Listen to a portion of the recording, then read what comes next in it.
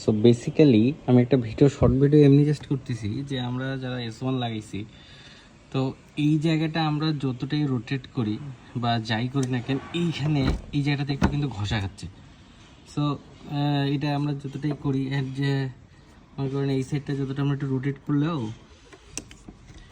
এই জায়গাটাতে একটু হলেও লাগে, দেখাতে পারছি আমি, ঘষা খাচ্ছে।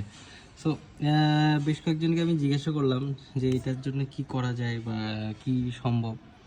তো আজকে একটা ছোট্ট একটা জিনিস দেখবো, যে যদি হয় তাহলেই আমি ওটা আপনাদেরকে জানাচ্ছি। যে এটা সেট কিন্তু ঠিক আছে, আমি বেশ কয়েকজনকে দেখাইছিও যে এটা লাগানোটা ঠিক আছে কিনা, তো তারা সবাই বলছে যে না, লাগানোটা ঠিক আছে।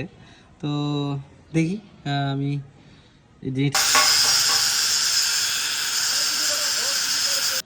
সো আপনারা দেখতে পাচ্ছেন যে এই ধারটা যেটা আছে, এটা যে এই যে বিটটা, এই বিটটার জন্য এটা প্রপারভাবে হচ্ছে মানে স্ক্রুপটা নিচটার সাথে বসতেছিল না, এই যে নিচের এটার সাথে বসতেছিল না।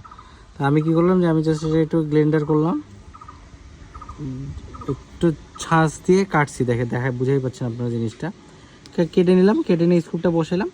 এখন আপনি দেখেন যে প্রপারভাবে এই জায়গাটাতে কতটা স্পেস, আমি জিনিসটা কি বুঝাতে পারতেছি দেখেন।